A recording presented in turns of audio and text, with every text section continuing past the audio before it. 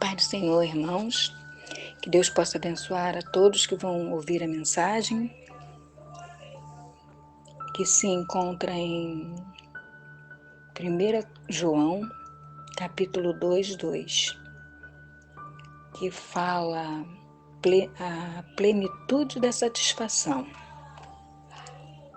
Mas se alguém cometer pecado, temos um amigo, sacerdote, na presença do Pai, Jesus Cristo, o justo. Então, irmãos, nós temos a certeza que Jesus está lá intercedendo por nós, junto do Pai, né? Junto do nosso Deus, intercedendo por nós. Então, eu tenho aqui a leitura que eu vou fazer, que diz: ao contrário da justificação, que é um ato, a satisfação é um processo que dura a vida inteira, a partir da adesão pessoal a Cristo e até a morte, ou até a transformação do corpo.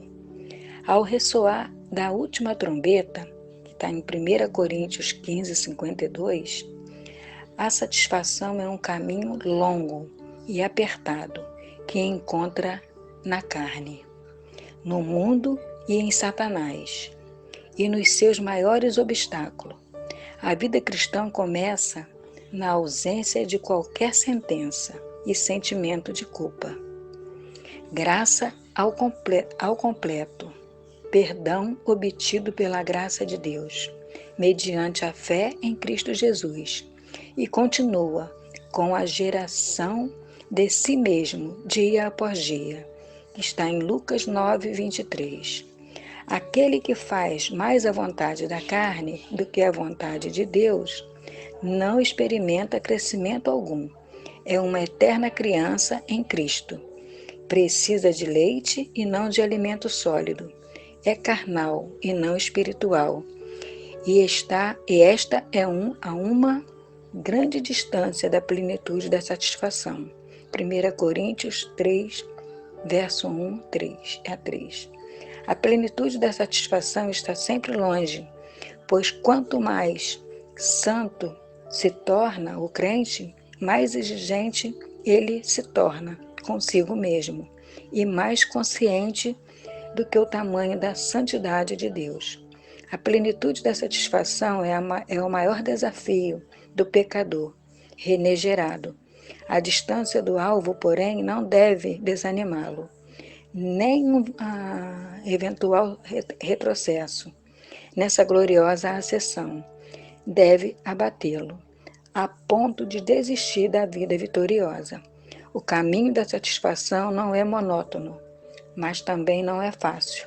A plenitude da satisfação não é uma miragem, não é uma fantasia, não é uma mentira e não é uma utopia.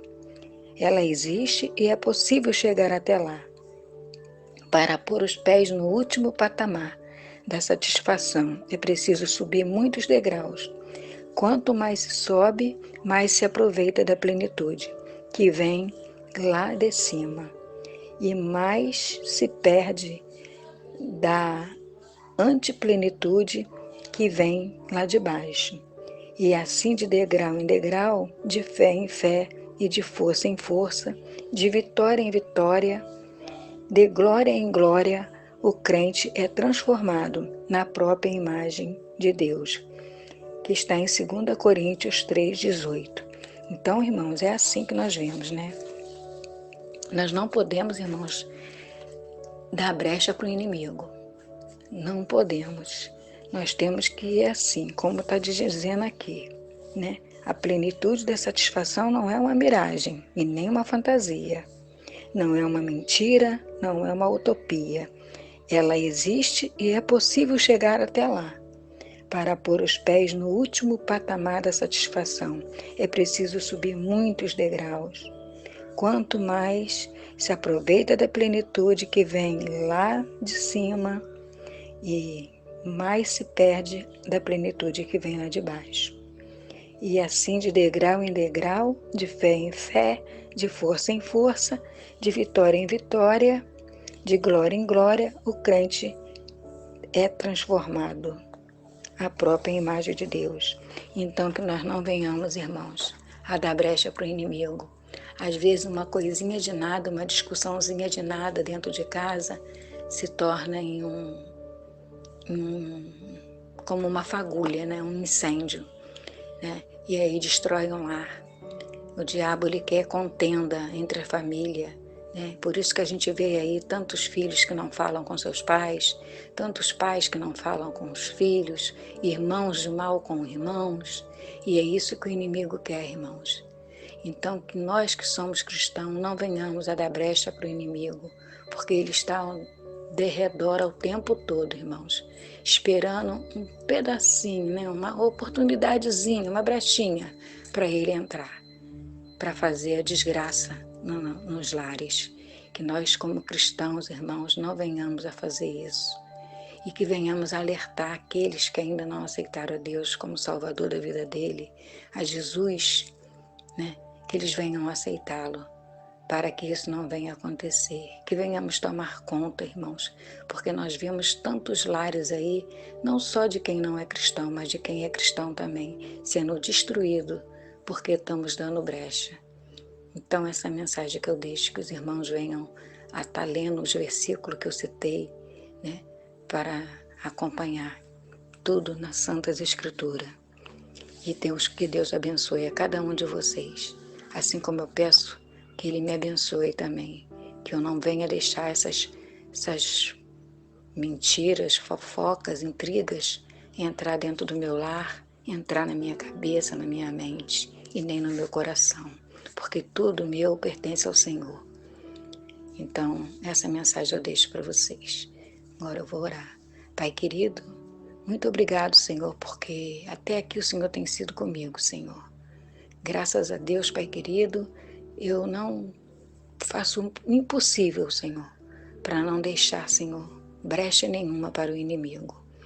O Senhor é comigo, é com minha família e que o Senhor continue sendo, porque eu sei que até aqui o Senhor tem sido comigo, tem me mantido de pé, Senhor. Senhor, abençoa todos que vão ouvir essa mensagem, que todos possam ser tocados por Ti, Senhor, aqueles que são cristãos e aqueles que não são também.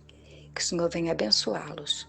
Senhor, cuida do nosso povo que está sofrendo lá fora, Senhor. Tem tantos na rua, Senhor, se drogando, se prostituindo. Tem tantos no leito de hospital, Senhor, precisando de fôlego de vida, precisando de respirador artificial para respirar. Que o Senhor venha ser com essas vidas, Senhor.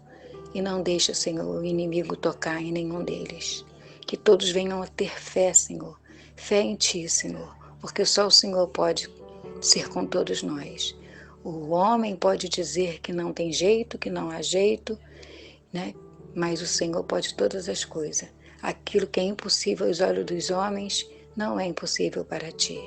Nos abençoe, não só hoje, Senhor, mas sempre. Em nome do Teu Filho amado, Cristo Jesus. E eu Te agradeço. Amém e amém.